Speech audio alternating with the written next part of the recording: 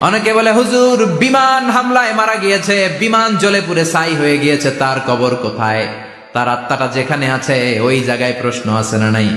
অনেকে বলে হুজুর সাগরের মধ্যে পড়ে মারা গিয়েছে, তিমি মাছ খেয়ে ফেলেছে, তার কোনো অস্তিত্ব নাই, কিন্তু তার রুহুটা আছে না নাই? প্রতিটা রুহু সংরক্ষণ করে কে? প্রত্যেকটা আত্মা আল্লাহর কাছে সংরক্ষিত থাকে। প্রতিটা রুহু, প্রতিটা মানুষ মালাকুল মাউতকে দেখতে পায়। আপনিও দেখবেন, আমিও দেখব।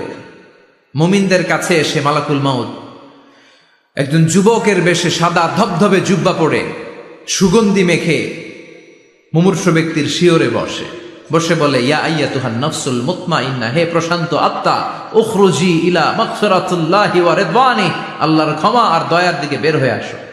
বলা মাত্রই মুমিনের আত্মাটা স্মুথলি বের হয়ে আসে।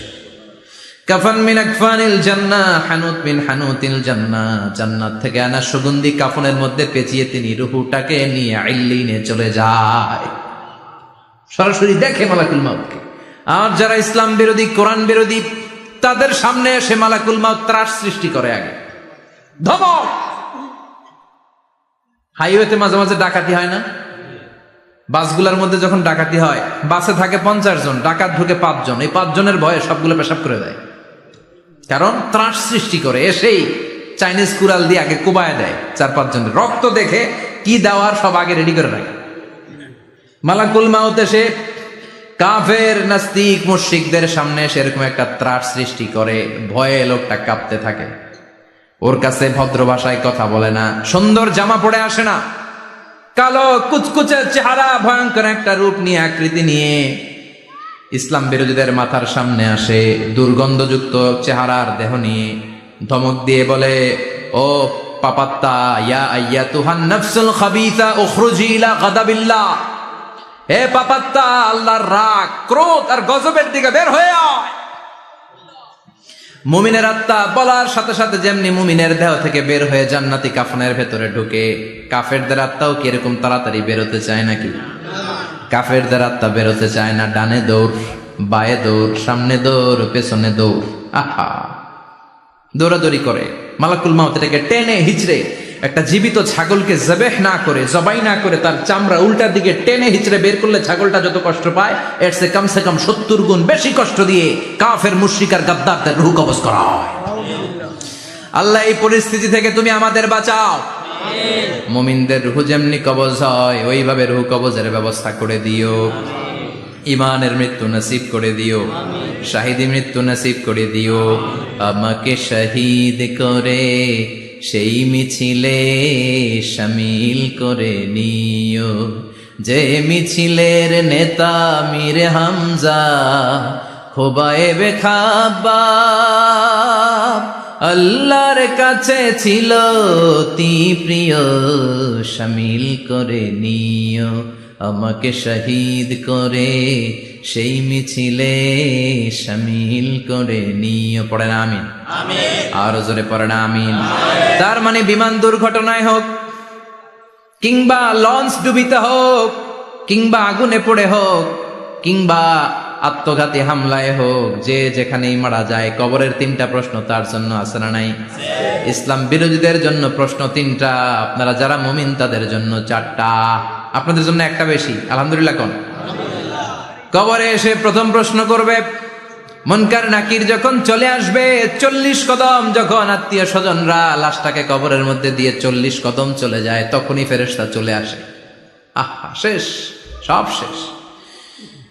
এসেই পরীক্ষা শুরু। মার রব্বুক, তোর রবের নাম কি?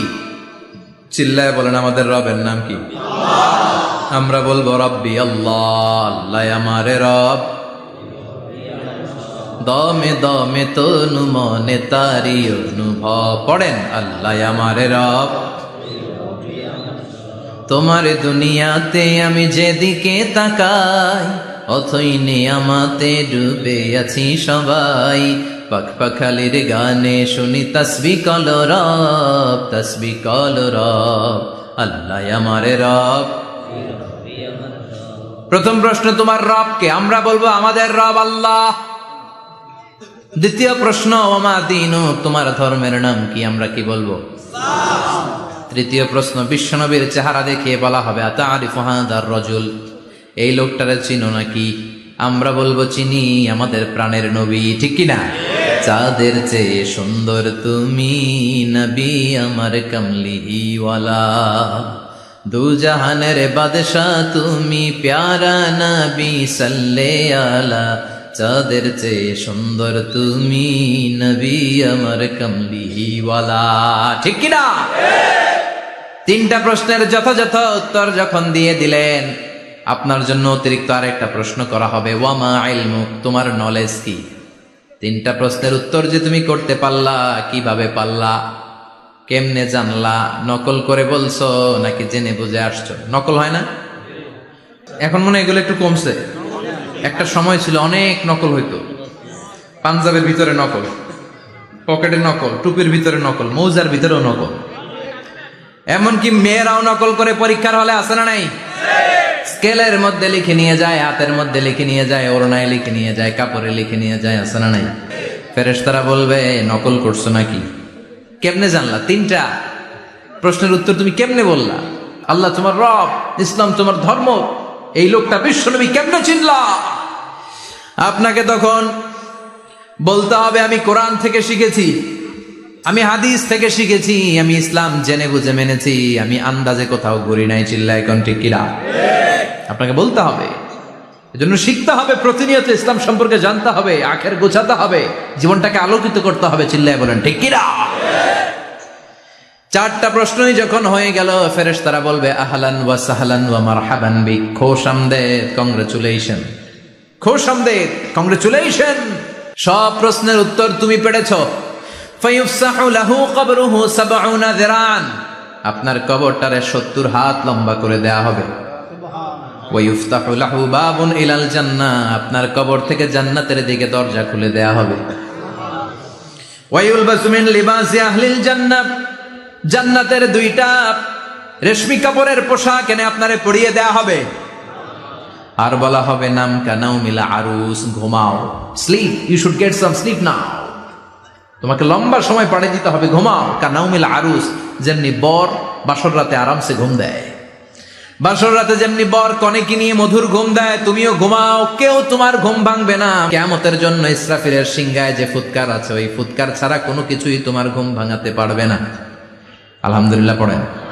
আল্লাহ আমরাও যেন চারটা প্রশ্নের উত্তর দিয়ে লম্বা একটা ঘুম দিতে পারি, পড়ে না আমিন।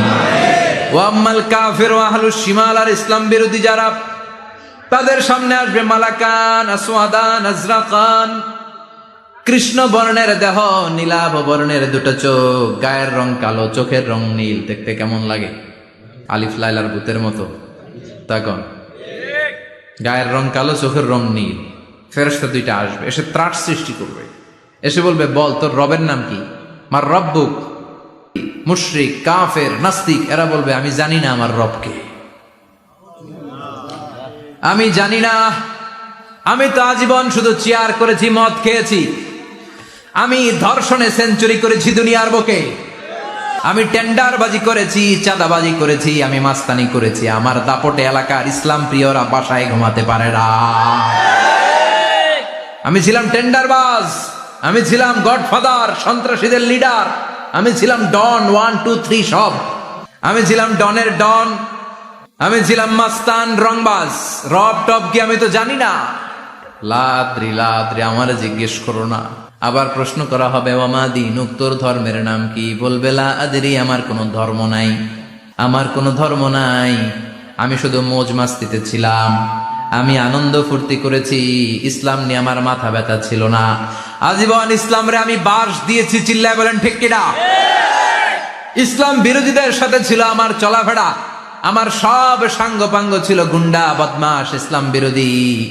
রব কি, ইসলাম কি, এগুলো আমি জানি না, আমার এগুলো জিজ্ঞেস করো কেন? ধর্ম কি আমি জানি না, আমি কিচ্ছু মনে করতে পারছি না। 3 নম্বর প্রশ্ন করা হবে আতারিফু হাযার রাজুল, দেখো তো এই লোকটারে চিনো কিনা? কয় না, চিনি না, তবে মনে হয় এই লোকটারে দুনিয়ার বুকে আমি গালি দিতাম, এই লোকটার বিরোধিতা করতাম, ব্লগের মধ্যে এই লোকটার ব্যাপারে কুৎসা রটনা করতাম, এই লোকটার কার্টুন বানিয়ে আমি হিংসা ছড়িয়ে দিতাম, এই লোকটার ব্যাপারে আমি এলাকার মধ্যে অপপ্রচার চালাতাম। ফেরেশতারা বলবে তাই, এই ছিল তোর ডিউটি, দাঁড়া এখনই আমাদের খেলা শুরু। এখনই শুরু। ফায়ুতরাকু বিমাতারিকা মিন হাদিদ, লোহার একটা হাতুড়ি দিয়ে মাথা থেকে পা পর্যন্ত পিটানো হবে, পিটিয়ে ওর গোশতর হাড্ডিগুলোকে থেতলে ফেলা হবে। ওয়ায়ুকালু লিল আরদি ইলতাইমি, কবরের দুই পাশের মাটিরে বলা হবে এবার দুই দিক থেকে তোরা চাপ দে। চাপ দেয়া হবে, ধাক্কা ধাক্কি করেও সে সুবিধা করতে পারবে না। মাটি আস্তে আস্তে আস্তে আস্তে দেহের দুই দিকে লেগে এমন জোরে দুইটা চাপ দিবে, ফাতাখতালিফা আদলাউহু, তার ডান পাশের পাজরের হাড্ডি বাম দিকে ঢুকে যাবে, বাম দিকের হাড্ডি ডানে চলে যাবে। বিশ্বনবী বললেন এই হাতুড়ি দিয়ে পিটানোর শাস্তি, কবরের চাপ দেওয়ার শাস্তি চলতেই থাকবে হাত্তাল কিয়ামা, কিয়ামত পর্যন্ত। আল্লাহ এই কবরের শাস্তি থেকে আমাদের বাঁচাও। আমরা এই আযাব পেতে চাই না, আমরা যেন ঠিকভাবে কবরের 4টা প্রশ্নের উত্তর করে দিয়ে লম্বা ঘুম দিতে পারি। আল্লাহ তুমি তৌফিক দাও। এজন্য আল্লাহ বললেন, গোলাম দুনিয়া নিয়ে পাগল হয়ে থেকো না। এই দুনিয়ার জীবন আসল জীবন নয়, আসল জীবন হলো কবরের জীবন। জোরে বলেন ঠিক কিনা? এই জন্য মাঝে মাঝে কবরে যাবেন, কবরস্থানে দাঁড়িয়ে চিন্তা করবেন এই জায়গায় আমারও আসতে হবে। দিন যাবে, রাত আসবে, বৃষ্টি হবে, শীত আসবে, কেউ আমার দেখতে আসবে না। একা থাকতে হবে, একা, বড় একা, অন্ধকার, বড়ই অন্ধকার। ওই কবরের জীবনের সামান গোছানোর দরকার আছে না নাই? ওই কবরে সুখে শান্তিতে থাকতে চাইলে নামাজ পড়ার দরকার আছে না নাই? কোরআন পড়ার দরকার আছে না নাই? ছেলে মেয়েগুলোরে মানুষের মতো মানুষ করার দরকার আছে না নাই?